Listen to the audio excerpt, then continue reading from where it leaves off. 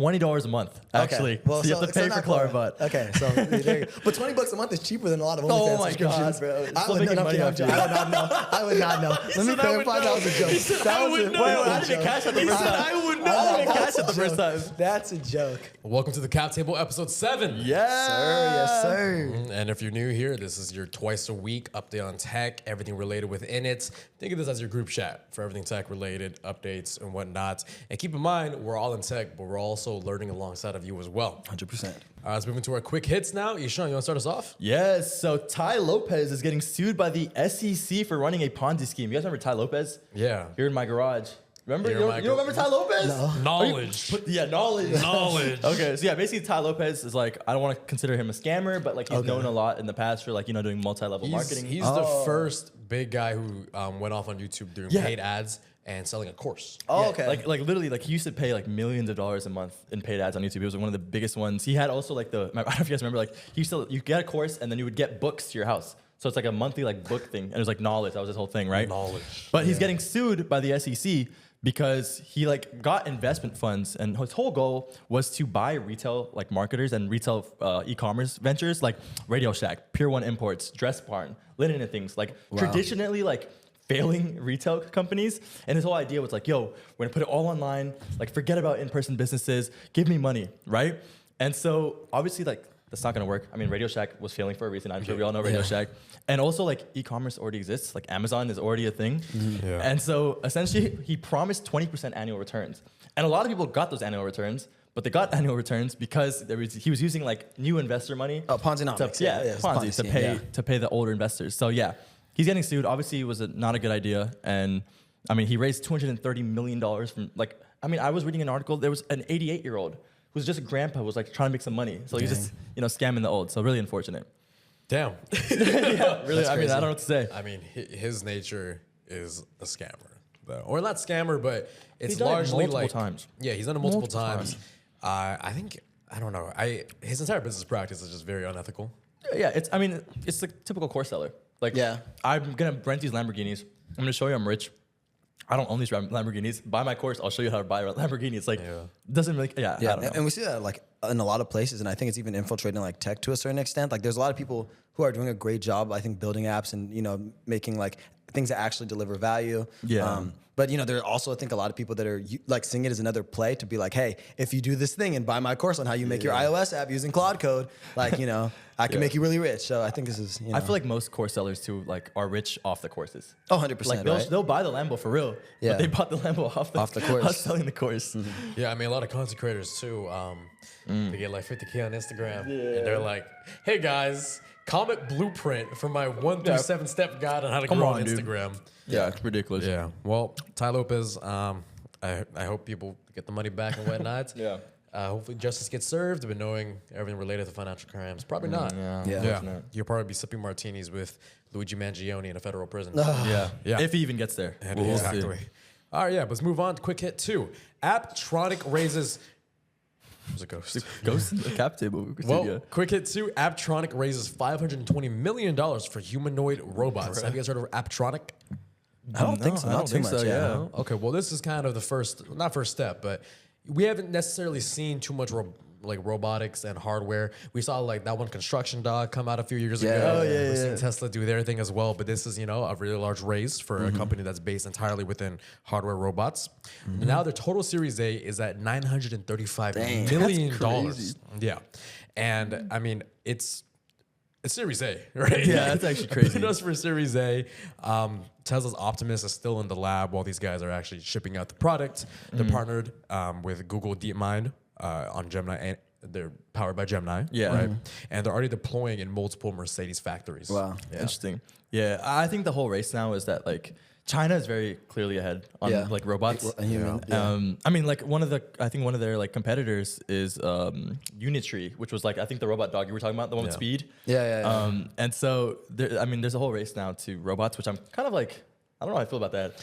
Like, how do you guys feel about robots? Well, I mean, wouldn't they be manufacturing for the robots, or no? Robots would be manufacturing the robots. Yeah, it'd be like they'd be manufacturing themselves.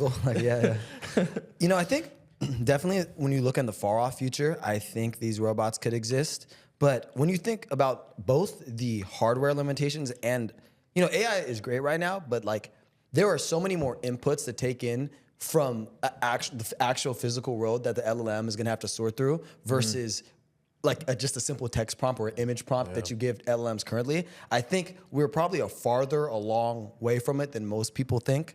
Like human correction is also a big thing in manufacturing as well. That's true, but I also disagree. I mean, think we we're have close. like AI-powered cars already that That's are taking true. the physical world. Yeah, but honestly, like it sounds great to say, but driving and just like programming it to like it knows the streets, it knows when to turn right, turn left. It's kind of different from like actually creating and manufacturing something.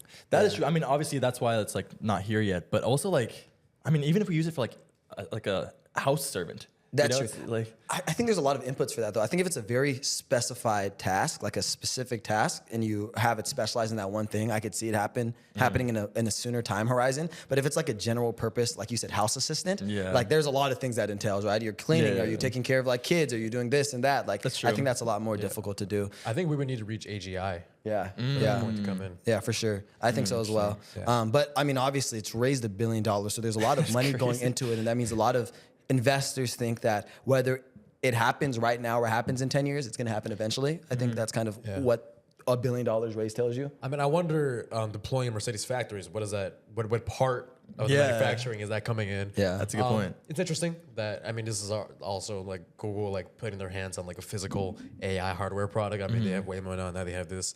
Hey, maybe Google might be cooking, right? Yeah. But I think it's overall beneficial thing as well, right? Because we're in a race to China with everything. It seems like, Yeah. right? Literally everything. And yeah, I mean, I guess it's good to see a company actually shipping out the products. Yeah, For sure. Cool. I can take this next one on the XAI co-founder exodus. So recently, multiple XAI co-founders and senior researchers have resigned, and it's including some who came from Anthropic, some who came from OpenAI, just a lot of different labs.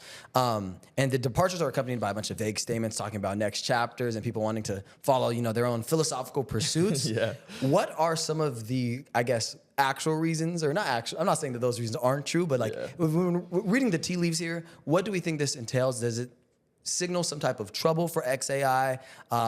Talent drain generally means like, people are they could be they're unhappy with the direction the company's going.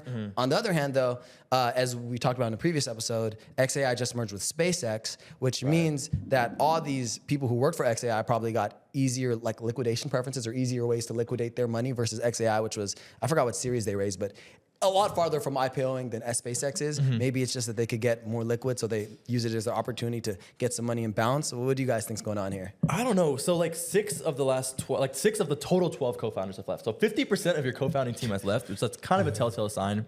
Jimmy Ba, who's one of the co-founders, did I pronounce that correctly, Eric? Yes. Okay. Okay, good. He was like once one of the co-founders. He left following tensions with the technical team over demands to improve the AI models.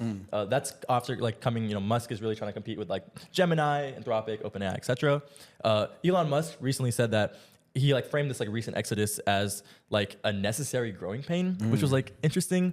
This followed like an all hands meeting with XAI talking about how he said he wanted to have a mass driver on the moon.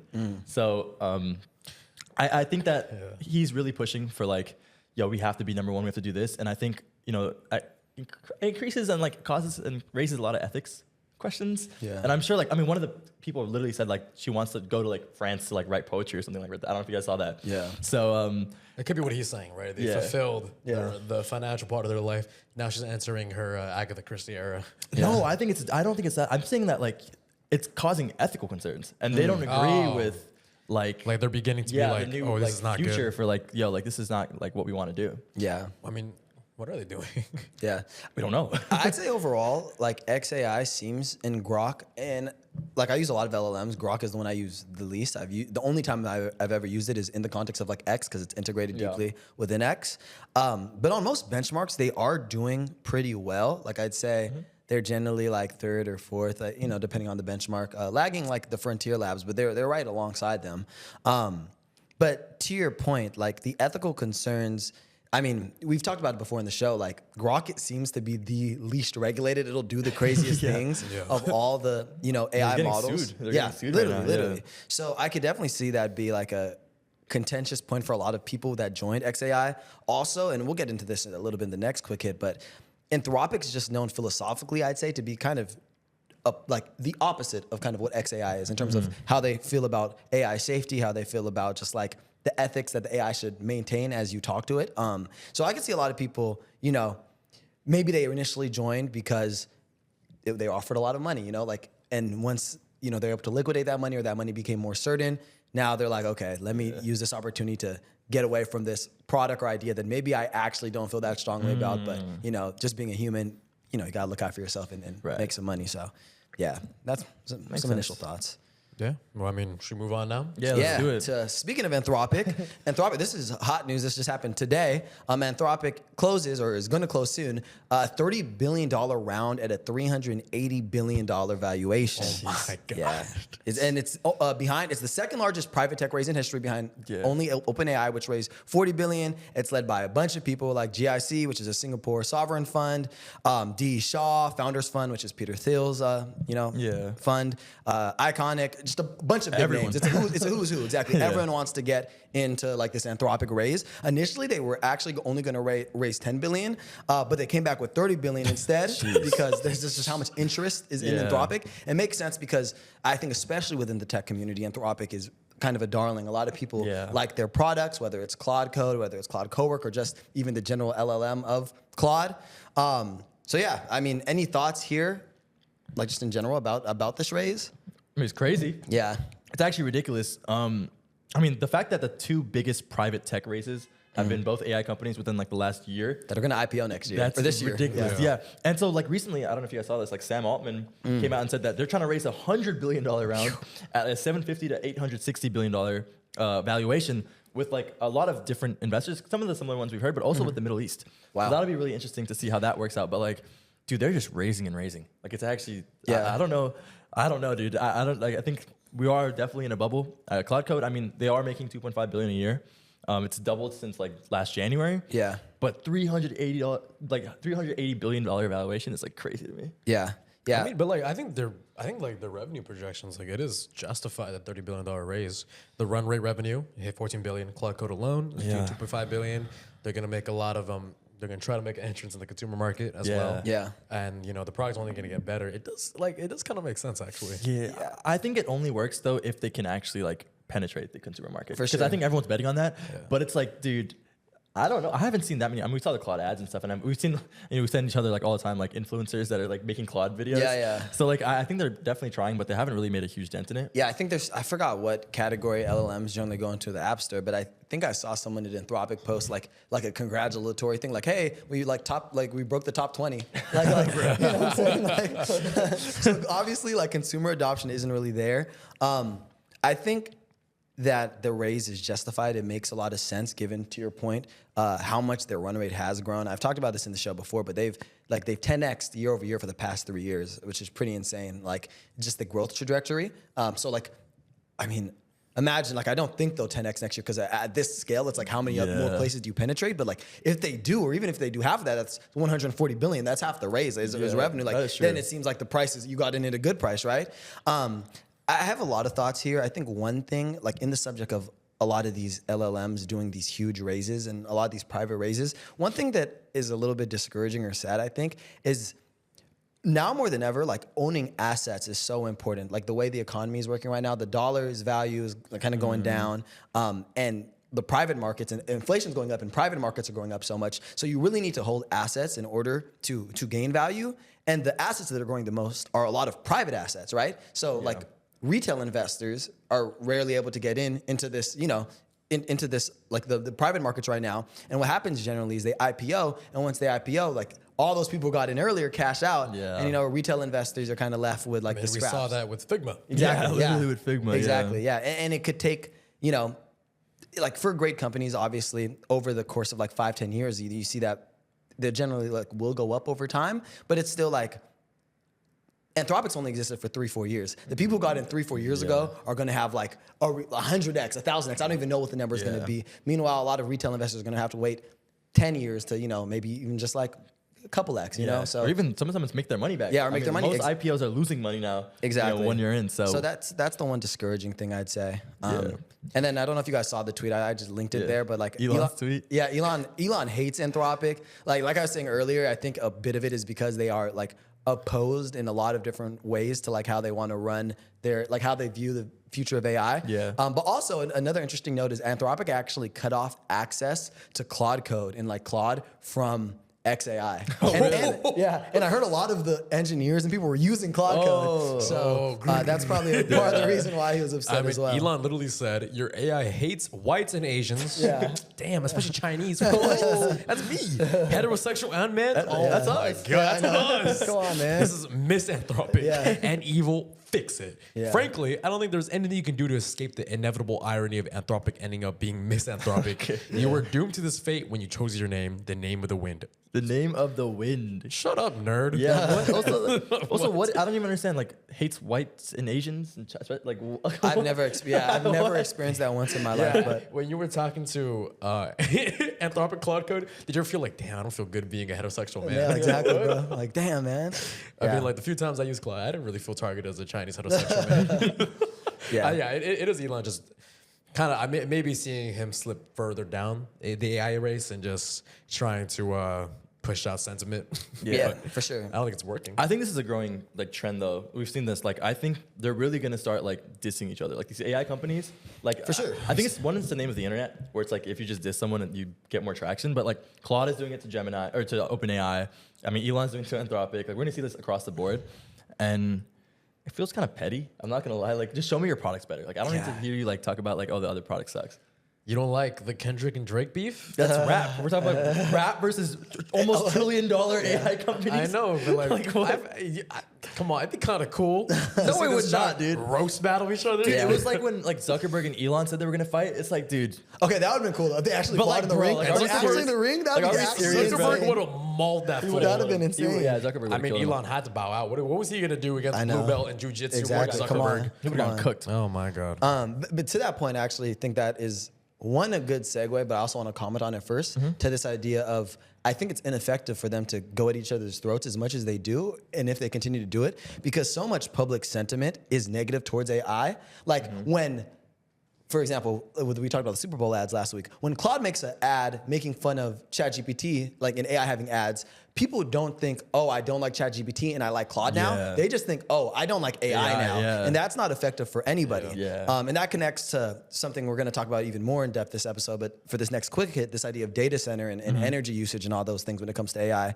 But a French AI startup called Mistral has just announced a $1.4 billion investment to build AI infrastructure in Sweden. The last funding round was $1.3 billion led by ASML. Oh my God. And I think a big part of this is, we've talked about it a little bit earlier, but Europe trying to get their own like tech sovereignty. Yeah. Right now, most of the big cloud providers and most of the big data centers are in the States. Right. So I think it makes sense. Mistral is like the first serious European challenger like into this space. And honestly, I think it's like when you take a step back and think about like humanity, I think it's a good thing. Like I think a lot of different countries should be like at least like developing and be able to have their own AI infrastructure rather than it be centralized just in one place. It decreases, dependency, and also doesn't make sure there isn't just one large superpower looming over the others. Yeah. I mean, that's like, if we had that, I mean, I think really the biggest like causes of war in the future will be one, water. People always talk about like we have lack of water. And so people who have more access to water versus like landlocked countries are gonna get cooked. Yeah. And also I think it will be around like AI and natural resources. Yeah. And so like, I think it's a great idea. Comes like after OpenAI said that they were gonna develop centers in Norway. Yeah. Microsoft said they were gonna do in the UK as well as Portugal. So do you guys think that like it's a financial decision? But like why? Like I don't. For me, if I'm OpenAI, like why does it matter? Just so like the U.S. doesn't cook me in taxes, or like why? Yeah, and maybe because like building, I mean, there is a lot of just like not at the data center layer, but at the like app layer and even LLM layer, there's a lot of burgeoning like European companies. I'd say Europe is kind of having a renaissance in this age of tech that they haven't had previously. Like some of the biggest AI companies, 11 Labs, Lovable, who we've talked about before, are like in Europe. So just by having like a physical presence there, you know, maybe you're hoping to just have more influence. I think that could be one of them too. Yeah, I mean, I think it's good to just spread it wide, though. To be honest. Yeah. As an the American, overall though, how sake does of it the make you world. feel? As an American, Yeah. I think it's still good though. Like I don't Losing want jobs, losing everyone. money, losing tax revenue. I love Europe. I love Central C. Like, come on. Europe's fantastic. Europe's cool. Yeah. Yeah. Just don't get robbed out there, right? Oh, don't be mad you weren't on the British national news. Oh yeah, facts. Cool. Let's head into our first big topic. About like it's gonna be broadly about big tech versus it's everyday people. And the first topic is on Meta and Google's trial for addicting kids to social media platforms. So this landmark trial started just this week in LA Superior Court. So just down the street, happening right now as we're listening to this. And it's a bellwether case for 1,600 similar lawsuits nationwide against Meta, Google, and other big social media companies. And what the plaintiffs are arguing is that the platforms were deliberately designed to addict minors using tactics that borrowed from casinos, slot machines, tobacco companies, essentially the gamification of social media. Social media, yeah. So wondering here, like, what are our thoughts? Do you think the plaintiffs have a case here? I mean, we were all raised in the social media age, and we're kind of the demographic that the plaintiffs are, I'm assuming. So what do we think? Do you think these big tech companies use kind of predatory tactics in order to get kids hooked? For sure. Yeah, Literally for sure. Yeah. Like this whole idea of the infinite scroll. Yeah, it's like yeah. one idea, like for sure, bro. I think that, I think they're gonna beat this case probably. They might settle for some money without like actually like taking liability. But like, dude, for sure. I mean, there was a Meta study called Project Mist, which they surveyed like 1,000 teens and their parents about social media use. And I mean, two of the major findings of this was that the company knew that social media had adverse effects. They knew that it was causing trauma and stress, but they didn't really do anything about it. And on top of that, they also knew that parental supervision and controls made very little impact on their kids' social media usage. sure. So it's like they know what's going on. They don't care. Yeah. they're making money. Yeah, and also I think it is unfair to tell the people that are suing, saying, "Hey, you still use these platforms. You shouldn't feel bad about it." Wait, what are they gonna do? Stop communicating with the friends? Stop taking in the news? They're just asking for a more healthy way to consume it.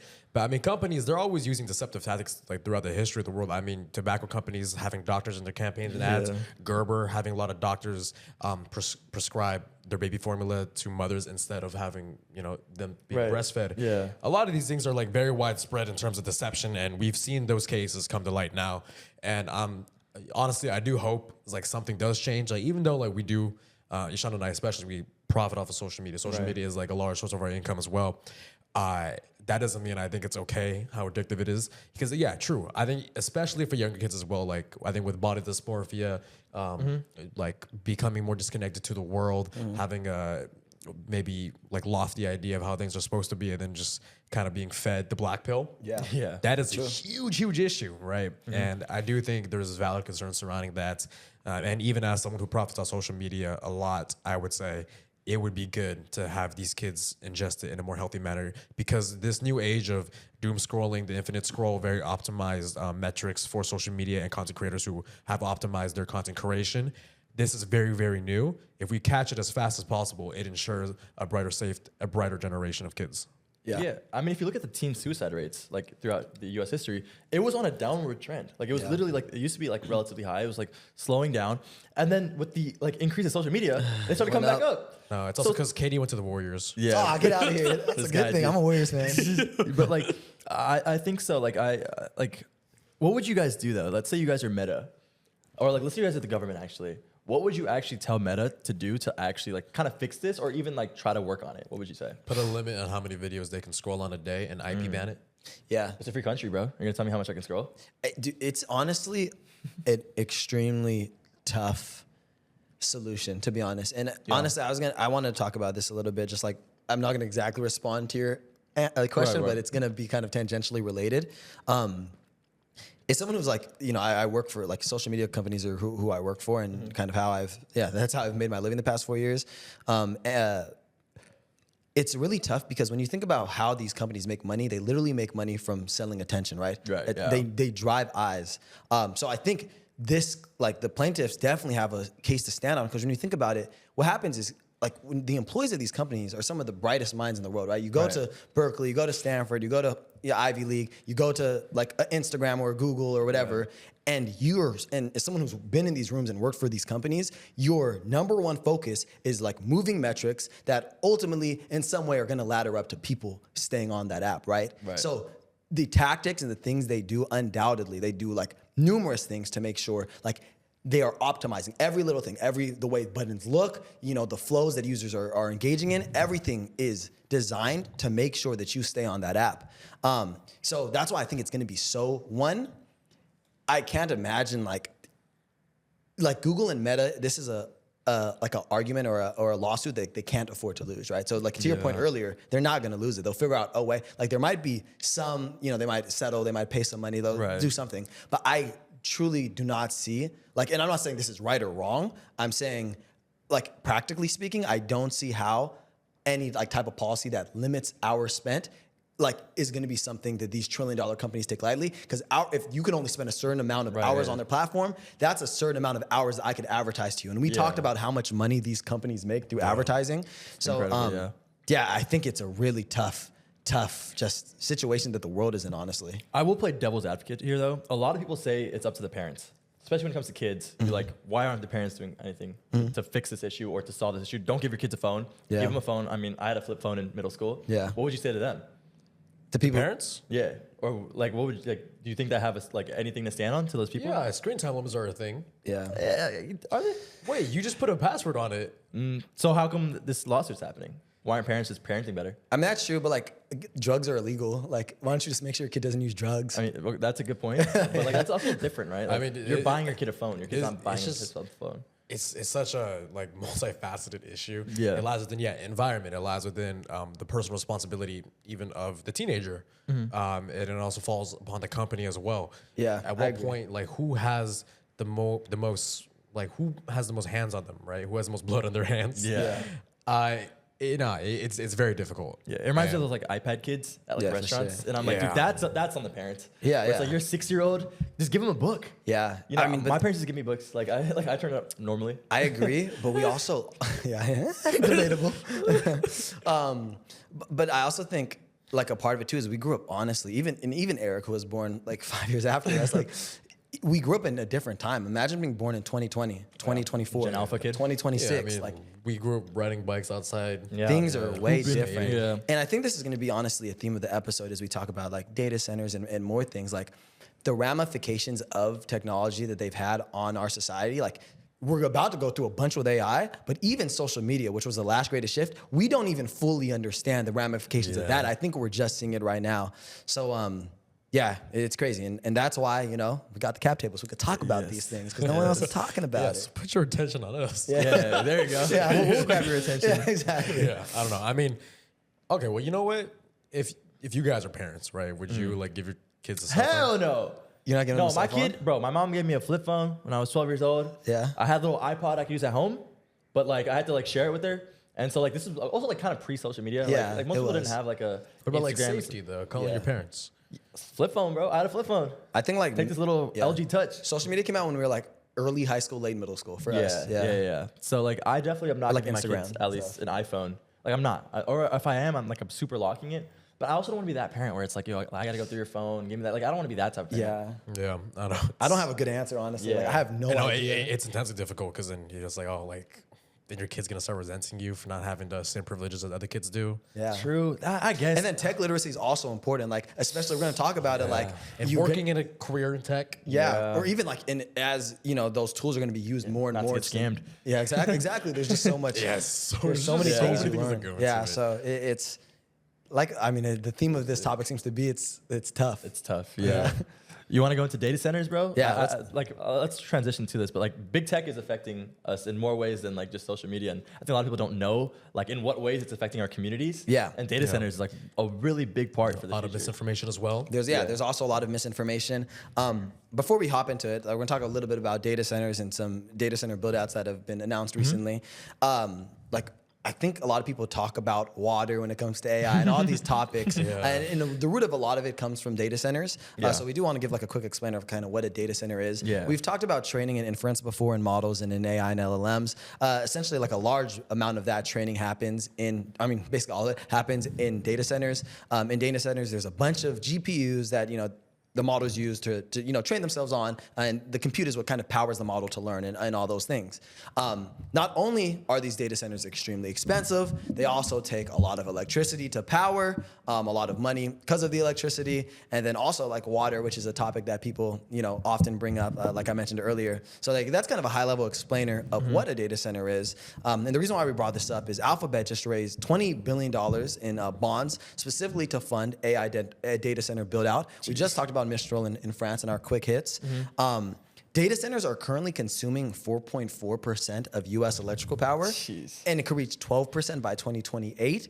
And I mean, I think that one of the craziest things about this stat too is we've talked about how big the bets are on AI. You can only see this number growing more and more and more. And like, what do the implications become as they become a larger number?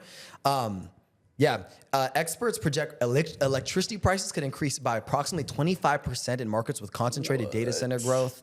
So the numbers are crazy. One thing I do also want to talk about too is there is a lot of like misinformation about particularly water when it comes to data centers.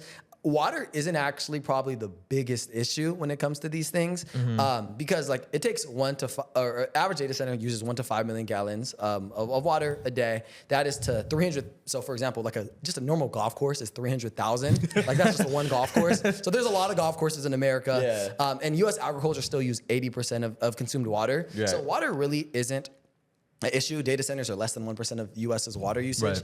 I think the real issue is electrical power. The electrical grids in America were set up years and years and years ago, long before this AI build out. They're not really prepared to handle all this AI. They're not prepared for anything. You saw what happened to Texas? Exactly. No, literally. So with all these AI build outs, you have to think about how much money needs to be spent. And the question becomes, who is the one funding this? Who's the people spending this money? A lot of the times, it falls on everyone and on the consumer. So that's kind of like the key point I want to talk on, just data centers. What are our thoughts on those?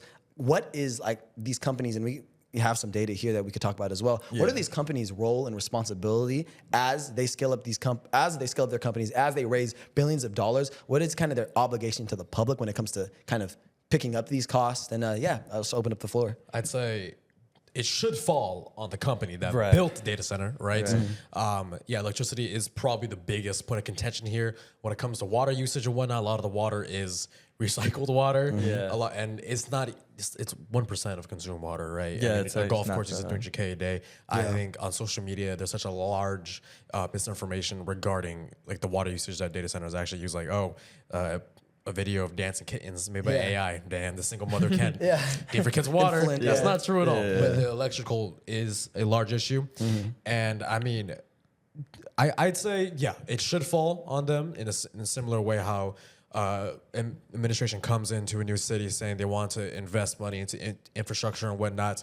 If you increase the rate of taxes for the working class, the middle class, that's unfair, right? It's like, I don't want to get political here, but it's like how Mamdani wanted to increase the tax rates for the millionaires and the ultra elites and the corporations so he could bring in a lot of subsidized housing and affordable housing for the people of New York. I agree. It should go to like that but that responsibility should fall on the people who have the means to give it. It shouldn't fall on the everyday American. Yeah, and it's crazy because a lot of these like states now are giving tax breaks to these companies. So like Indiana gave I think like $2.2 billion in tax breaks last year to like Google, Microsoft, etc. to like create these like data centers. And we can talk about the pros and cons later, or we can get into it right after this. But like there are a lot of pros, there are a lot of cons, like a really like large amount of cons where I do think that like people are saying that they're destroying communities, right? Like it's not just a data center that they're building out and like 600, 1,200 acres. It takes up physical space. It takes up physical space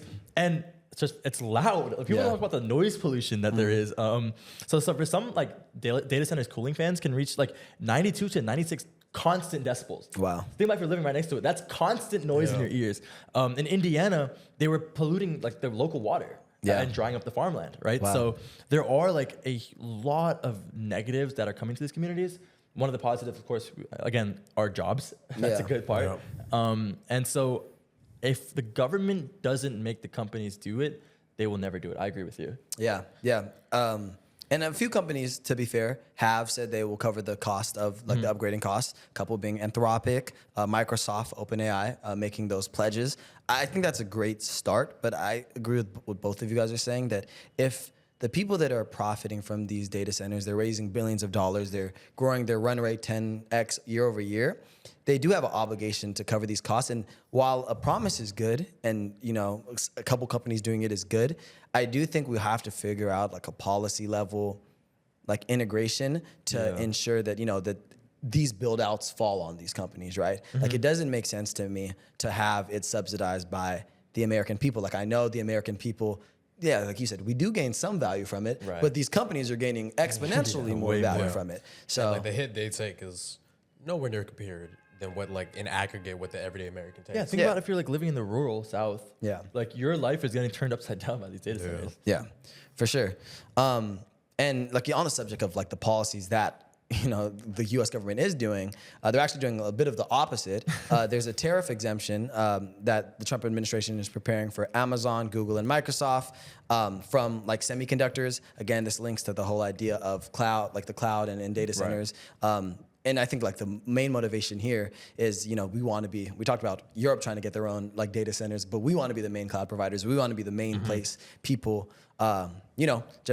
integrate with the cloud and, just the main data centers they pull from. So, I think I get it strategically. I get it economically, like why we're doing it. But I do think like we need to think about the American people. AI already has a bad enough rep. The government should do steps that make people feel like we're all valuing from it, or that at least the American people aren't picking up the slack for big corporations. Yeah, one of the not cool, I would say one of the things that I heard that was interesting that could work are tax breaks for the residents that live there. Yeah. So what some people have proposed has been hey, we're creating this data center in your community. We'll give you a 25% tax break in your electricity bill, which I feel like at least you're getting some financial something Make it out 50. of it. Yeah, whatever it is, or we'll just cover the whole thing, right? Something. But obviously they're not doing that on a large scale at all. I have a cool right idea. Now. This is just off the top. What if you get I think even better than a break is what if you get that percentage, that amount in equity of the company that's building it, like that. That'll never happen. Yo, catch me moving to Indiana. That'll never happen. Yeah, no, but I'm saying it'd be 0.00001% of equity of the company. 5 stocks. Yeah, that's what I'm saying. But I'm saying at least you feel like you have some stake in what's being built out in your backyard, right? I think something like that would be cool. What I think is problematic, right? And especially come from someone who thinks it's good for U.S. to take a big leap in the tech race, AI race. You give an exemption on this as opposed to other things as well, while the everyday American can barely afford groceries. Gas is going up as well. Yeah. Everything's going up. And it costs so much to manufacture here as well.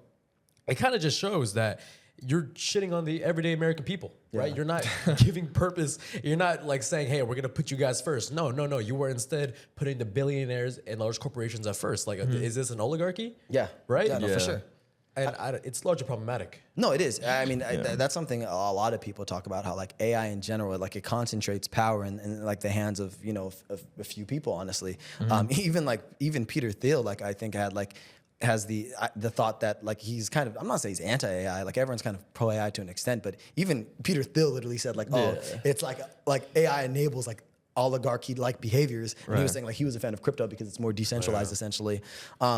But yeah, so I agree 100%. That's kind of the name of the game of the show of why we made it is we need to do more to communicate to people and not even just communicate, but actually provide value from this technology, right? It's not fair for it to only be concentrated in the hands of a few. If this is really going to improve humanity, let's have it improve humanity. Let's not have it improve Elon Musk, Sam Altman, Anthropic, et cetera, So, yeah. Yeah, I don't know. I think it's difficult. I mean, wait, I think this is actually a good tidbit right here. Do you want to do data center misconceptions versus the reality? Yeah, do you want to? Yeah, okay. I think it's actually a good clip, right? Yeah. Go for it. All right, data centers, misconceptions versus reality. The misconception, the cloud is just the internet. Reality, it's physical buildings consuming real resources in real communities. Another misconception, data centers can bring a lot of jobs. Reality, huge construction phase, which people do need to work on that. And then 30 to 50 full-time workers for $1 billion facility. Yeah. It's not too much of an equivalent of how much it costs, right? Tech companies use clean energy, Misconception, reality, renewable claims are often offset credits. Actual grid impact means more fossil fuel in the near term. Very Not good. not Yeah. good. Not good. No bueno. Misconception. This doesn't affect me. The reality, yeah, it does. Your electricity bill is going to go up. Local water supply is competing with Google, and all the coal plants are coming back online. So that's why we need these companies to say, hey, the bill can fall on me, and give tax breaks to the people that are near the data centers. Yeah. But yeah, I mean, at the end of the day, these data centers, they could be really good for us. Yeah, They I could mean- be fantastic for the everyday people. Yeah. It just falls upon the people running the companies Yeah, and the to- administration. Yeah. Here the upside says better cloud services, lower latency for streaming, gaming, and AI tools. There so you at least go. you'll be able to Yeah. watch Kai and speed and quicker frame rates. My Like, Netflix is gonna like. Mom, why'd you pick up the second shift to the restaurant, honey, so you can watch Speed? yeah, exactly. Like, okay.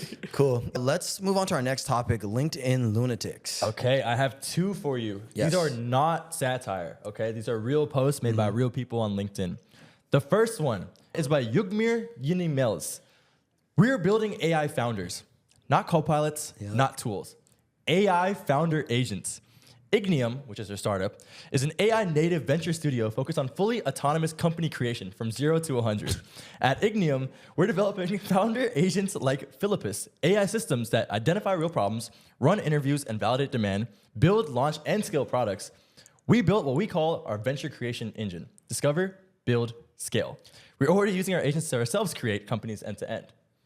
Ignium, more like ignorant. So Burn. thoughts on like AI founders? Yeah, it's stupid. Yeah. You want to take even more jobs? Yeah. away from the- Also, like, where's the creativity? Like, there's no creativity in this. And if you have an AI founder, why are you even? If you could make a reliable AI founder, why would you sell your AI founder? Yeah, Why why wouldn't don't- you just make a bunch of companies? It's kind of like courses. It's like, why are you Yeah, selling your course? exactly, yeah. Why don't you just do the thing? And I feel like a lot of like these type of people on LinkedIn, they just say like, this is innovation. This is us moving forward as a society. It's really not. It's laziness. Yeah, it's laziness. It's you trying to profit off of capitalism. Yeah. It's you trying to like take away jobs from the everyday American people. It's just like that one company who made the Svedka ad for the Super Bowl. Oh, yeah, saying this is cringe, the next bro. type of innovation. This is fantastic. No, it's really not. Yeah, what are we cringe, talking bro. about here? Like, no creativity, Yeah. and this is probably gonna fail. Like, do you guys see a future where we're gonna have like AI founders, like literally companies like that are AI created, like AI companies that are AI created? No, I don't think so. I think, like along with everything, I think AI will augment the process of creating companies. Like Right. I'm sure companies right now have been like their vision has been refined by AI. Like the founder like was like, hey, this is my idea. Can you help me like crystallize or whatever? But imagining AI end to end doing everything seems like a It seems far off pitch for me. And I think the reason why is actually kind of, it connects slightly to what we talked about in one of our episodes when we talked about like music actually and creators and why, like, to be a founder, you need people to believe in you. I just find it hard to believe that people are gonna believe in an AI. You know what I'm saying? Like, I don't know, or at least that's very far off. That's not something that happens in the near term. And when it does happen and AI can solve all our problems, that could be a net benefit, but then it's going to be really existential for humans to figure out, okay, what are we going to do then? What is our purpose? Like just enjoyment, or like how do we find fulfillment, you know? a net positive Ultron in our Yeah. future. No, literally. Like Mir, I'm a feminist. You do your thing, girl. Girl power. Miss Independent. She got her. Oh, okay, But bro. at the end of the day, what are we doing? Called your company ignorant, by the way, 10 seconds ago. 10 seconds Is ago. it not ignorant to say that she thinks she's probably helping out the world by doing something like this? Yeah, she's not Yeah. doing shit. Okay. Oh my God. I'm joking. Your turn. No, bro. No, Just bro. apparently just make. Imagine she's like hella goaded for some Dude, reason. she's Yeah, really we don't know nice. anything about these like people, by the way. Yeah. Just Yeah. want to preface that. Yeah, we're actually, Okay, now I look like an asshole. Yeah, we're rooting for you guys. rooting, no, we are rooting for you. but not for like, AI founders. That's not. I can't. Yeah, root for we're that. that I one. can't root for that one. I don't know about. Okay, the next one is by Vic Gambier. So Vic helps people get jobs. So he helps you write resumes, etc. Awesome. Every morning, I make my daughter the worst porridge in the world. Okay. On purpose. No sugar, no fruit, no honey, no cartoon-shaped toppings. Just plain porridge and milk. She looks at it like I've canceled her childhood. I call it expectation management. Because adulthood rarely comes with toppings. That's true. Most days are just plain porridge. Emails, deadlines, meetings that should have been emails. No background music, no applause, just responsibility with Wi-Fi. If she can survive a bland 5, she'll handle boardrooms at 25. But porridge is kind of like oatmeal. Yeah. I guess so, like It a is. really horrible oatmeal. Yeah. Well, I mean, It's like, oh, no. it is healthier. For your 5-year-old daughter. It is healthier. What this makes me think of, and this is something I think the three of us have had a discussion before, is there's something I find particularly so cringe, is this idea of like this Sigma grind set. I have to grind, work hard all the time, no happiness mentality. To me, that is like, it's such an unfulfilling way to live your life. Like, I think we live this life only one time, and if you spend all your moments sapping all the joy out of life, you'll look back and be like, what was like the point of it all, really? Why? Exactly, yeah. And you know, maybe that mindset is why I'm not like a multi-billionaire in my mid-20s. Like, maybe if I was grinding that way, my life would be different. But I think like the three of us are all pretty darn successful for our age, and we have a lot of fun, sometimes too much fun, to be honest. So point being, like, a fulfilled life, and I think a good life, isn't one where you just sap out the joy, especially not from childhood. Yeah, your 5-year-old child, yeah, your that's 5-year-old just daughter. ridiculous. Are you serious? I've broadened it to just in general in life. Come on, when you're a kid, it's like, bro, that's what life is about. It's about that creativity. If you want to, and you're setting up your kid for failure because they're gonna be like depressed, dude. Like, you want them to interact normally in social environments. Human are social creatures. Like, don't make your kid like, you're setting them up to be weird. You know what I'm saying? If it was for health reason, sure, that's fine. But he's not even adding fruit to it. What are we Yeah, doing? like, no fruit, you bro? can add No. strawberries to your daughter's oatmeal. No, he did not mention health even once in this, bro. It was all about preparing your child for the boardrooms. Because I am a supporter in not putting sugar on your oatmeal. No, for sure. Oatmeal's a healthy food. You is. can put some fruit in it. You can put a little blueberry or two. Yeah, Honey's for still sure. good for you. You don't have to give her like sugar like cereals. Yeah, Just yeah. give her something healthy that she's give her, gonna like, at least enjoy dude, a I little grew up bit. on the Rice Krispie cereal. There's no sugar in that. Yeah, what are we exactly. doing? I like the Rice Krispie. Yeah, it's there you great. It's go. good. Yeah, one of my and honestly, favorites. like if you told me, hey, we'll increase your net worth by $1 million like this year, but you have to stop going out and you forget all your memories you made with your friends, I'd say, hell no. probably Yeah. No. Yeah. Yeah, those memories are worth more than the money. When I'm on my Yeah. deathbed, am I gonna think about the extra money I made? No, I'm gonna think about the You're time probably not, Jay bro. and Ishan and I went out to the club and bought a cap table sign. Yes, coming soon. Coming soon. Maybe we'll put a picture here. Like, now we have to do it. Yeah, we have to do it. No! like I was like, we're filming this the day before we go out. Yeah, And now you're gonna see the picture right now. Yeah. Guys, we have no sponsor money, guys. Please Yeah, sponsor us. Please sponsor us. There's a quote I oftentimes think about, and I will also say working hard is extremely important. We all work, the three of us work extremely Very hard. hard, yeah. But there is a quote I think about that, like, no one is going to remember how hard you worked in your deathbed except like your family, who like remembers all the times you weren't there. Yeah. You know what I'm saying? So like, it's important to show up for people that matter, you know? Like, Yeah. you know. No, I agree. I mean, again, like at the end of the day, all you have is life. I mean, the unification of the world is built on love, Yeah. and society, and like community. Dude, you cannot like step away from that. Don't give that up. For sure. Yeah. Let's get into X timeline reactions. Cool, yeah. I pulled 2 tweets. Yeah, so this first one, I'm just curious what your guys' perspective is on here. I saw this tweet on X and I thought it was pretty interesting. If you were falsely accused of a crime and it went to trial, who would you prefer to listen to the argument and give the verdict? A jury of your peers or Claude Opus 4.6? Jury of my peers. Claude Opus 4.6. No, because what if Claude just hallucinates something, dude? Ooh, that is scary. Yeah. Or what if it's too objective? It's like don't too know. What does like too objective like too mean? Too ethical. It's like too ethical. No, bro. humans are very biased though. That is true. And Like, Claude, you know what Elon was saying? Yeah. You hate Chinese. Yeah. Oh, am I screwed then? Then you're good, bro. Heterosexual Chinese male. If Grog did it, you'd be fried. good. If Grog did it, you'd be fine. If Nah, Claude you know does it, you're what? good. Dude, 12 Angry Men's one of my top 5 movies of all time. There you go. If juror number 1 didn't step up and go like, yo guys, y'all being kind of discriminatory and ignorant, that it would have never happened, right? But in real true. life, that doesn't really happen, right? Yeah. And I think I think one of the issues with like jurors and cases like this, there's a lot of implicit and subconscious biases, Yeah. even if though they won't admit it, how they feel about a certain race, how they feel about a certain topic, how they feel about a certain crime. A lot of those things play into the trial and the sentencing of the individual, the defendant. And I think a lot of the times it does create false conviction. It does create like lengthy sentences that should not have been awarded to the person based upon their crime. Okay, but AI also says the dumbest thing sometimes. Yeah, so. that's But true. AI is a lot more objective. That is true. That's true. I'm not gonna lie. Like, when I saw it, I thought honestly, it feels crazy to say, but at first I was like, this is crazy. And then I was like, honestly, for all the reasons he stated, I was like, dude. No, but falsely accused doesn't mean there's enough evidence accusing you of the fault. And then the AI can actually just go through all the evidence and be like, you know what? What are you talking What about? if it comes to the wrong conclusion? but what is like a right conclusion and a wrong conclusion, right? Like A right conclusion is you're not going to jail. A wrong conclusion is Wait, no, you're no, going to that's jail. not what If the- I you're don't know. falsely accused, Oh, yeah, if you're falsely the right accused, yeah. conclusion is But- that you don't go to jail. I know some people who've been on jury service, and let's just say if I looked across the stand and I saw them judging my fate, I'd be screwed. Yeah.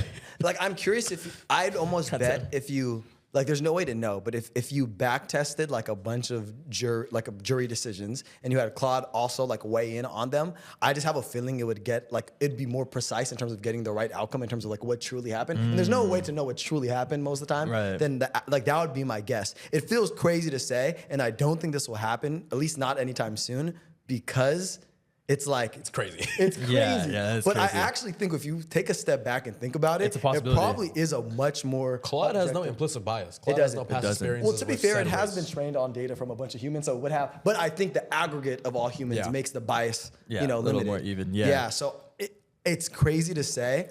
I'm not saying if I had to choose what I'd want, I'm not saying I'd pick Claude. So what would you pick? We're asking No, you. no, yeah. Yeah, we're asking you gotta you. pick, man. Don't sit on the middle. Of this Yeah, one. what is that? He's Yeah, like sure. Grok. Yeah, imagine OpenAI 5.3 GPT 5.3 so good. I'm just saying, if Tom Robinson was stood on the trial instead of those 12 racist jurors, it was Claude. True, but it's it's not racist. It's a jury of your peers. It's people like you. Man, my peers are you know still what? bad people. Yeah, but jury of your peers. It just and means the people walking on the street. yeah, that just means like everyone else. Yeah.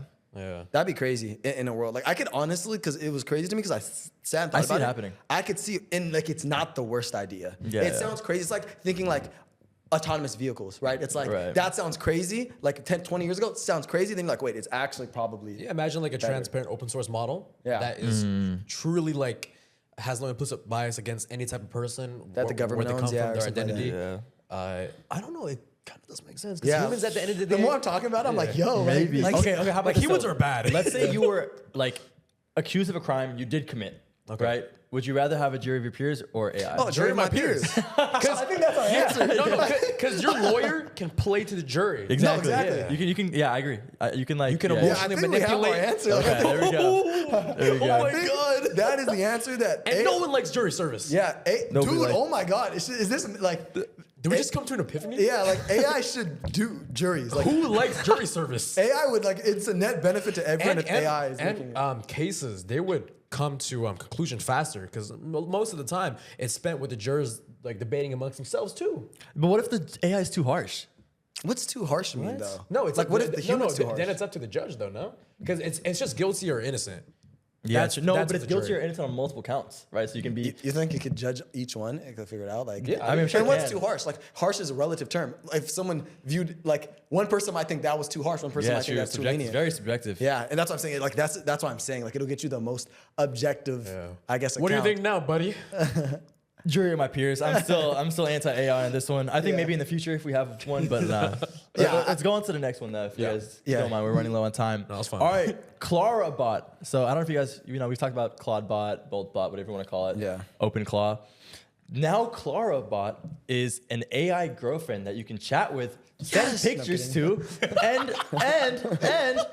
and video call. What? You can video call your AI You can girlfriend now. FaceTime your AI video So- girlfriend. Can I So FaceTime Janae Aiko? Well, it's like an actual girl. No, it's like an actual girl. It's like an Asian girl that like they like Gemini Pro. I assume You that can't she- choose like a different. You can't. Like, I don't model. think you can choose who your girl is right now. She has a whole Twitter Can't choose page. Jessica Alba. She has like 2,000 followers on Twitter. 2,000? She posts like AI videos and AI pictures of This is herself. But ridiculous. essentially, like the demo, like it's a WhatsApp, and so he's like, hey, like. How you doing? Like, what's your day? She's like, oh my God, I've been so good. How's your day? And she'll like check in like every once in a while, like, oh, you're at the gym? Like, oh, I'm at the gym. She sends a selfie of her like at the gym. It's pretty crazy. You can like literally FaceTime call her. No, I don't like this. And she like talks to you. And like obviously it looks kind of like AI, but like I'm gonna. Yeah, I have a lot of thoughts. Okay, go. Of course he does. Begin. So the first thought, when I first thought of this, I think my reaction was like how it seems like that both yours as well. Where I was like, this is crazy. Like this is very very bad. yeah. Then I thought about it. It is still a little bit worrisome, and I do think it's troublesome that AI could replace social connections for people. But also I thought about it, and there's a lot of things that replace social connections for people currently with social media. Like OnlyFans is not good for your brain. You know what I'm saying? True. Like, you're like if you're just thinking about it from the POV of the person, like you are, or even streamers. Like there's a lot of things. Yeah. So like.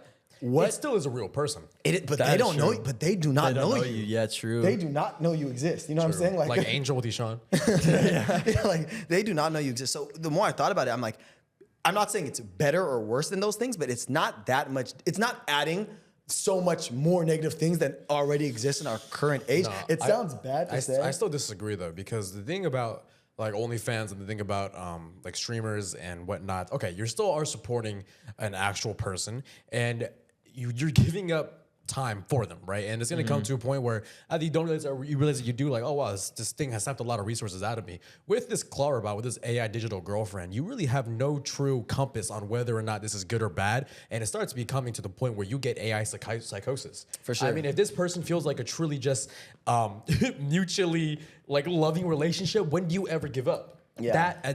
And then at that point it becomes problematic because there is no off switch. The off switch for streamers and YouTubers and content creators, they just stop posting.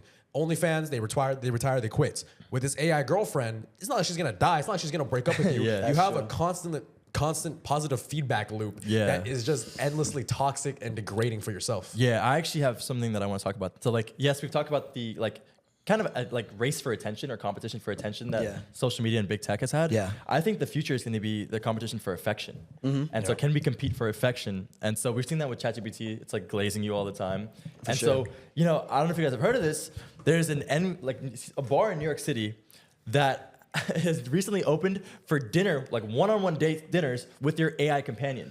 Yeah, so it's a bar in Hell's Kitchen where you can literally, I've seen pictures where it's like a girl or a guy and then their phone right across from them and they're actually having a full-on dinner with their AI companion, AI girlfriend, AI boyfriend. What do you want to call it?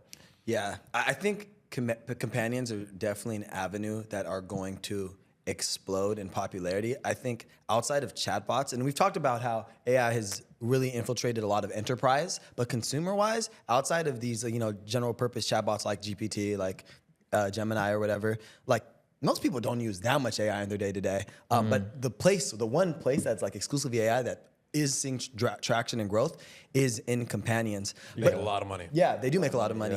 But again, like in the subject of getting ahead of things, and like I think it's important for people to build companions, to your point, with like the right guardrails, because I think this category is going to expand. I think it's like the clearest one that is going to expand.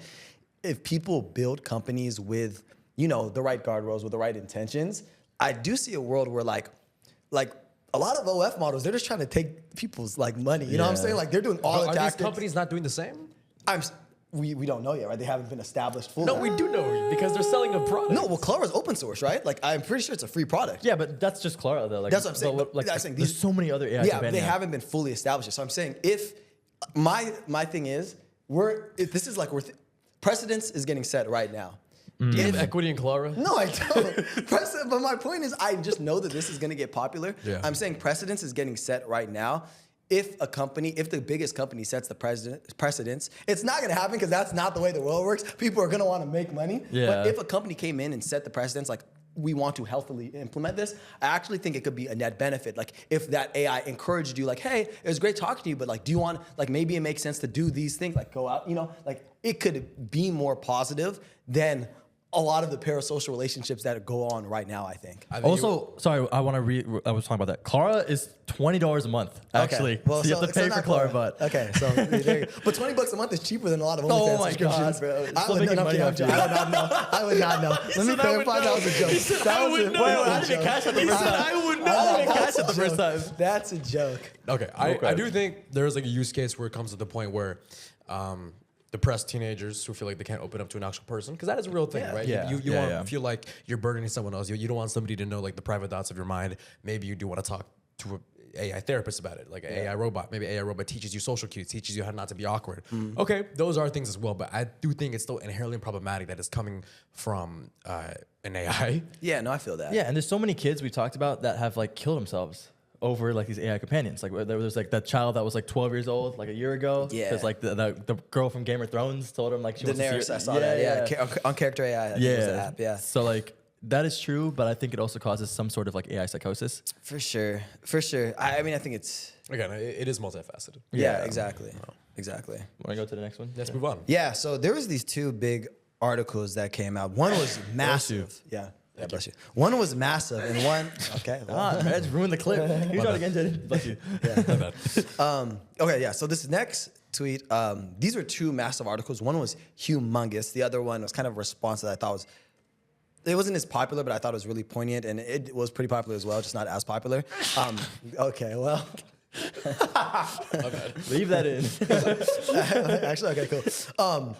So the first one is called "Something Big Is Happening." This had crazy amounts of traffic, 100,000 likes, 75 million views, and basically the thesis of this tweet was that what 2026 is like what COVID was. That we're reaching like a turning point in human civilization and human history, and that if you aren't using AI all the time, if you're not integrating it into your workflow, if you're not using it in every opportunity you can, you're gonna get left behind. It's time to rethink how like everything about our lives, how we raise our kids, how we just operate on the day to day. So that was basically the thesis of this X article. And it, like I said, it was extremely, extremely popular.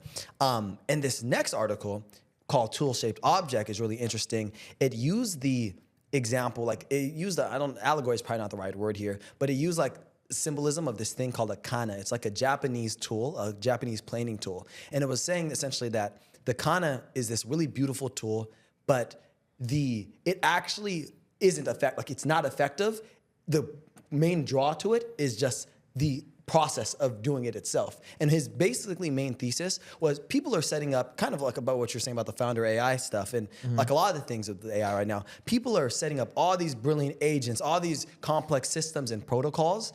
But when you look at the actual productivity and how AI has downstream impacted actual people, not just companies, but everyday people, the impact isn't actually all that big, and it's not warranted this big fuss. And essentially, he wasn't saying that AI wouldn't have an impact. He was saying that it would have an impact, but it's gonna take a lot longer, and that a lot of companies and people are optimizing towards things like the kana, things that are tool-shaped objects. They look like a tool, they make you feel more productive, but they aren't actually producing real things. That's a great metaphor, actually. Yeah. So I'm curious, kind of what do you guys think about these two theses? Is there one you lean more towards? And just kind of what are your general thoughts? Because they were kind of making the rounds on Twitter recently. I do think there's like precedent to be said that all these tools, it may look great, but it may not provide the actual value it promises because you have to spend time figuring out the tools, spend time loading your credits, spend time troubleshooting, talking to the AI. It may come to a point where you might have just wasted less time and learned more, but not actually using the AI tool that makes it seamless. That's actually a fantastic point that I think a lot of people haven't realized. Even myself, like right now, like that's a fantastic metaphor. Yeah, I'm the opposite actually. I think that like we are at a very clear turning point in history, and point you would say. Yeah, like I think that you can, literally like use AI to like increase and improve the aspects of your life. Like, No, but I think they're talking about a lot of those like fluff tools. yeah, but there are a lot of fluff tools, but like a lot of them aren't. Like if you actually like use these agents, you can have agents book your flights. Sure, that's not really like a real tool in your life that's gonna matter for you, like to book an appointment. Okay, who cares? But like when it comes to work, a lot of tech workers are using AI every single day, whether you're a product manager, a product designer, or a CEO. So like this idea that like it's not helping at all, or it's like you're kind of like shifting the I guess tool-shaped object, like you're kind of shifting it that way. I don't think that's true at all. I think that like, give it a year, give it 2 years. Once people figure out how AI can help them, it's gonna help the people that like understand their workflows and understand like how they can improve their lives with it. Like, bro, like if I can have an agent like just work for me, which is like not that like I mean, that's what writing tickets for you. It can write tickets for you. It can now obviously Cloud Code can code for you. It can put it or like code to your repository on GitHub. Like there's so many things that it can do now. I'm very bullish on like just efficiency. No, I agree. If used right, like in my day to day, I'll use Notion to like create like charts, and I'll use Invoice. I use an Invoice AI for briefs and PowerPoints and things I need to send to a client. I'll use Gamma. There's a lot of use cases where it's very, very helpful. Want to know something funny about tool-shaped object? Actually, the article, he actually roasts people who uses Notion on it. He's like, people who use Notion to feel more productive, but does it really make them more productive? All right. Do you not like the article anymore? Switching sides? Hold on. You keep that to yourself. As a proud Notion sponsor. I don't think it's anywhere close to like COVID. I don't know why that was the comparison. Yeah. But like COVID's a weird thing. Yeah. But like definitely like, I mean, bro, if you actually read the article, like AI wrote that article. So like that's what he also said in tool-shaped object. He's like, that's AI slop. Yeah. Yeah. So like, I think that I mean, people use it for content creation all the time now. So like, if I think a lot of the smarter content creators, I mean, go on LinkedIn. Like, Yeah. a lot of people can't tell it's AI. Yeah. Right. So like, if you're using AI in the way that it can help you make money, like I mean, bro, it's there. You're gonna get left behind if you're not using it. I really do think that. Yeah, Notion's a great product. Yeah. Please sponsor us. Sweet. Yeah. No. Great discussion. Yeah. Speaking of like helping workflows and also helping the economy, want to talk about how AI is coming for Hollywood? Let's talk about it. Yes. Okay, so recently, was it 2 days ago or yesterday maybe, Yeah. ByteDance dropped C-Dance 2.0, and this moment is going viral all over social media. I've seen it on crazy. X, I've seen it on Instagram. It's broken out of like tech Twitter, I'd say, and Yeah, has it's gone everywhere. into the mainstream. So essentially, yeah, ByteDance dropped their new video AI platform called C-Dance 2.0 over the weekend, and it immediately went viral. It hasn't dropped yet, but if they have clips like circulating all over Yeah. online, and it looks pretty insane. It's extremely cheap, which is like the case for a lot of these Chinese models. They're cheaper than like the U.S. equivalents, and the quality of videos they're making are insane. Like They're I'd so say, good. like they're so good. And even the audio, which generally is like Yeah. the biggest issue when it comes to these AI videos, at least in my opinion, is pretty darn good. I've seen clips of like a lot of famous people, a lot of famous actors. I saw a clip of like the Titanic. I don't know if you guys have seen that no, I one. haven't seen that Okay, one. there's like a clip of like, you know when Jack dies, like in the Yeah. like it's him, like he wakes back up and he like climbs on the thingy and he survives it. And like, and the craziest thing that tripped me out is like the facial expression like that Rose has as he like comes back up. It's like so real. Like I felt like she was really like it was a trip to watch. So I mean, there's a lot of discourse on this on Twitter. I see two angles, right? There's one angle of people, I think like a lot of tech bros that think like, okay, it's like I see a lot of them doing victory laps essentially, thinking like, okay, like it's cooked for creatives. We're gonna take your jobs. It's over for you guys. Filmmakers are gonna be no more. And then there's a lot of filmmakers and creators that I also think are, for right reason, a little bit, I don't know if scared is the right word, but like what the heck is this? You know what I'm saying? And feel kind of not repulsed, that might be a little strong, but are pushing this type of content or this type of video generation away. Curious, like, what are our thoughts? Like, do we think this is gonna have like an existential threat to the film industry and to actors and to that whole ecosystem and even creators, right? Because it's just videos at the end of I the know day. you feel really strongly about this. I don't think so, because at the end of the day, these nerds generating video prompts, they still took it from one of like the most popular films of sure. the 21st Right. century. Like, what are we talking about? You were like, we're taking over the creative space. We're taking your jobs. We're taking away comedy. Dude, you yourself don't have the brains to do that. That's why at the end of the day, like, dude, yeah, like you have these tools, but can you from scratch recreate Martin Scorsese's Goodfellas? Probably not. No It still way. takes the 100%. creative mind to do it. You gotta write it, yeah. I definitely think so. I mean, did you guys see that video of Brad Pitt and Tom Cruise? They were fighting? Yeah. Yeah, that was a pretty crazy one. I think I sent it in the group chat. Yep. I don't think it'll be able to replace movies. I think even if we get to that point, there will still be kind of like this competition of like how well you can write. Because you have to write. You still have to write the Writing is the core You of still the have to movie. write the dialogue and stuff like that, right? You still have to write the story. So I think even if we get to like some crazy like AI thing where everything's AI, like there's still gonna have to be some creative output behind it. I do think for a lot of like animation and a lot of like things like CGI and fight scenes, Anime. it's gonna for surely replace them. Like, I mean, I bring up this like Brad Pitt versus Tom. We'll like put it here, but like it's a Brad Pitt versus Tom Cruise fight scene.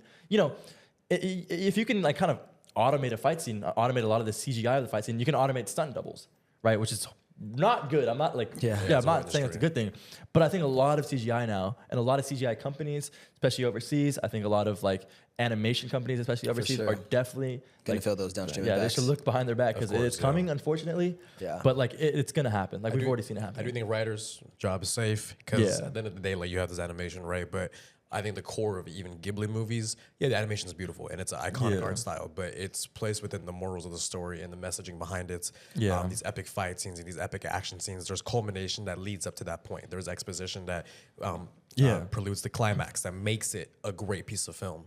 For sure. I think downstream, there will definitely be some repercussions. Like you said, a lot of the offshore like animation companies and just like, visual effects and stuff. Yeah. AI will undoubtedly get integrated into workflows. But also, like, we talked about this a little bit with music, but it's the same thing for film and animation. Like, every stage of technological innovation has like some certain amount of displacement or just people having to adjust, right? Before animation, you literally drew it, right? And then now it's mostly digital. And then this is another wave. I don't think the mode of creating, I don't think the mode of creating film will ever be just straight up prompt generation, because there's too many things you can't control. Like, to me, you know what I'm saying? Like, No, because once AI gets good enough where it can start one-shotting scenes. but there's so many little but, descriptions. like, there's so, nuance. Yeah, there's so many small things. I don't think it'll ever get that good. Will AI ever do Matthew McConaughey's? Yeah, and there's so many. It might, bro. I don't know. But like, it still honestly, comes from a creative mind. Yeah, That's true. I think it, like, yeah, exactly. Like the magic in art, right? Whether that be music, whether that be movies, it's like kind of those improvisations. You know, those little things that you don't know where they came from, and they're net new. Like models get trained on what's in the past. You know what I'm saying? Like, Right. so how do you have innovation if, like, are the models but really I going to be able to disagree innovate? because we've talked about AI in the context of like, okay, this is all the information that we have, and like this is all it is, and we're pulling from this. But like we're gonna get to a point, and this is what they're trying, is where it teaches itself and it learns from itself. So it's coming with net new things. But then that's also like in a vacuum where AGI is a thing as well. I get I get what you're saying, but like I think about this too often in the context of music, because I hear a bunch of music and I like love like that kids are listening to. I sound like Unk now, but like I'm like, yo, this is ass. Who is but it's what the, Netspend? but it's what, That's it's what what the Jaden kids says. love. You think an AI would ever make like the type of music Netspend's making? You think it ever come like once Netspend comes out, it will, because it could train on it. But do you think it'll ever think of like offbeat rapping with like these crazies? It will never think of that, because Because it's that's like still innovation. it's Right, so right. out of the box, and you'll never know what people gravitate to, Right. to when it comes to art. So that's one thing. The second point I want to talk about, so I talked about like the kind of the downside, and like I do think it's going to do some amount of displacement. It's exactly what Eric was saying. Like you could teach, you could give people the tech, but you can't teach taste, right? And ultimately, the people who put the years in, whether that be Scorsese, whether that be Coogler, whether, like any of the people who put in the work, those are going to be the people that are going to rise to the top. They're going to learn how to use these new tools and integrate it into their workflow. Because at the end of the day, it's like, yeah, you can have the tools, but it doesn't mean you can make the product, right? Right. You know what I'm saying? And ultimately, like it's going to be like similar to how it is with like a app or like a software. Like the product's what matters, right? Yeah, very rarely do we ever see great piece of art coming from someone that's like their first time trying. Like there are unique cases where whether it's Ben Affleck and Matt Damon's first ever script being Good Will Hunting, Nas' first album being Illmatic. Yeah. Those are rare cases, right? But a lot of the times, people's magnum opuses, people's of greatest work, pieces of much work, later, yeah. it's a culmination of years and time and experience and nuance that AI just doesn't have. Yep. And even those people's first work, like that's the first work we heard. That they released. They've been Yeah, working yeah, on yeah. that craft. They've been writing forever. Yeah. Like what Seth Rogen's first film was Superbad. We wrote in high school, but like that was like he wrote so much before that, right? Exactly. So I also want to say one thing before we move on to Seed Dance. From Seed Dance was, so essentially what happened was there was a guy who uploaded like a picture of himself onto Seed Dance, and what it did was it literally deepfaked his voice, and it looked super accurate, and it sounded super accurate to the point where Seed Dance, ByteDance, took down the feature. Wow. So now, like, what you were able to do was literally, like, deepfaking was so easy when it first got released that, like, it was a huge issue. So, kind of shows, like, where we're headed. I mean, like, I think that fraud, I was reading this tweet I sent to my parents the other day, where it was this guy who got a call supposedly from his son, and it sounded like his actual son. It sounded like he was crying. He was like, Dad, I need like $2,000, otherwise they're gonna kill me, blah, blah. And he like asked for a secret code. He was like, okay, what's the secret code, son? And he was like, what? I don't understand, I'm gonna die. But it sounded so real. And he says like in any other situation, he would have fallen for it. If he was older, he would have fallen That's for it. crazy. Dude, because I would never have thought of like giving my kids a secret code to use. Yeah. Like, I literally sent it to my family group chat, and I was like, That's guys, insane. I we mean, gotta it's- talk about this. What's y'all's code? Yeah, I wasn't even thinking about fraud. Fraud and like all that stuff is one whole thing, and then I was also thinking about just IP law. Like to your point earlier, all those people were remixing all the things they're like, oh yeah, it's cooked for creatives. They were using IP from like that actual people had thought up. Like how, like what is the regulation on that going to look like? There's Like gonna be a none bunch of- of cabby lames, bro. That's what, yeah, I'm saying. Like knowing like the actual source material you're gonna have to use is gonna be pretty limited, right? Because you can't use that stuff. It's illegal, at least in America. Right. But I also think though that like, I mean, we're already doing Gemini Pro and then putting it to Kling, where you can have someone, you can kind of Gemini Pro them, Banana Pro them up, and then it's a different person technically. Yeah. Right? So how do we do that? Yeah, that's true. Another thing I've seen on the subject of IP, some discourse on is a lot of people think like the reason why America is falling behind on like video AI specifically, it's because we are more reluctant. And I think this is a good thing. We're more reluctant to train on people that have protected IP. Right? Like China would just train on it and be like whatever. I don't care. But There's a reason why America has the greatest movies to come out of the country. Yeah, exactly. There we go. Let's quickly talk about like the broader impact. Yeah, Talk about let's do Runway? it. Yeah. Well, one thing I want to talk about, I don't know if this is encapsulated in that. But some like in terms of like the industries I think it'll impact, like we've been talking a lot about the movie and film industry, but something that you guys both work intimately close with is like UGC content, right? Like this could very easily be used for that, right? Yeah, that one I agree. Yeah. So yeah, that's just one thing I'll tell you. Another thing, like going back to it, like agents. If I can have an agent build out a UGC creator for me, one of my accounts, and start posting 50 times on 50 different accounts. But then you also still need the scripts. True, I guess, but I can just copy someone else's script. And it makes it a little bit easier, right? Versus having to manage a bunch of- versus paying like $30 a video, $20 a video for like 50 people. But you and I are writers, so can we stop? I'm just saying, like, it's not me. Like, you know, some a random tech bro who's like doing this, right? Do we have our business as cap table over? Do we just build the UGC? UGC AI form? Yeah. I want you guys to know, Sean and I are really good at writing UGC scripts. So Facts. Yeah, but let's talk about the broader impact on filmmakers and animators and creatives. So, context: Runway just raised $315 million as a Series Z at a $5.3 billion evaluation. It's nearly doubled from last year. So in total, they have raised so far $860 million. And so this is like a video generation tool. Yeah, kind of an AI video maker. Exactly. Yeah. And now this is pivoting to world models, AI systems that simulate realistic environments. So like imagine them building out the Lord of the Rings universe, right? That's crazy. And Gen 4.5 is already outperforming Sora and VO on benchmarks, and IPO is not off the table in the next few years. So I guess With low revenue. so I guess keep an eye out for that. But it's also noteworthy to say that tools have already been used on Oscar-winning films like Everything. Never mind, I was Everywhere, hating. All at Once. IPO coming soon. Not kidding. And by The Late Show with Stephen Colbert. So yeah, there are like critically acclaimed pieces of art that have used Runway. Which I mean, it does kind of make sense because if you guys have seen Everywhere All at Once, that world is very expansive. And it's very technical to make. And I hope, and I think this is how it will end up getting integrated. Like, I think AI tools will be used in the filmmaking process. I do not want it to, and I don't think it will replace the entire process to where they're one shot. Yeah. Even in Everything Everywhere All at Once, they were using it for like a lot of like green screen copying. So like taking someone out, putting them on the back of the green screen, and editing it that way, and like also rotoscaping and stuff like that. The thing people like remember most about Everything Everywhere All at Once is like the writing. Like in any role that do taxes and laundry with you. Exactly. Right. Yeah. So it's just like I think like when in the context of entertainment and using AI for this, like for this specific use case, sure. Yeah. And I think like honestly, we're at pretty like we've ran pretty long, so I want to wrap up pretty soon. But there is one more thought I do want to say, and it's kind of encapsulating kind of the theme of this episode overall. That there's a lot of like nuances these discussions with AI. It's not black and white. We've been this episode specifically like ragging on AI a lot, but I think just having that simple idea that like AI is bad, which I think all three of us see all the time on the internet. People are like, if it uses AI, like F that, like I don't like that thing. I'm never using it. Like if that's the case, like don't use TikTok, don't use Instagram, don't use any platform because they all use AI to generate your recommendations. You know what I'm saying? So there's definitely use cases for it. It's just doing it in a way that's tasteful, thinking about the implications it'll have on people, and just trying to make it something that adds net benefit to society rather than negative. And it shows like we're all pro AI, but we're still having conversation because there's nuance with everything, right? Like we're not saying to ban AI. We're just saying there's better ways to regulate it. Yeah. All right, let's close it out. Yeah. Yes. Okay. How about some potential takes, guys? You guys anything you want to note that's noteworthy in this what we talked about today, from data centers, from the effect of social media on kids, to the big companies, or to the entertainment field? Anything y'all want to note in particular? Want to go first? No, I'm still Okay, I'll go thinking. first. I think an AI company will win an Oscar and or an Emmy within the next 5 years. That's so stupid.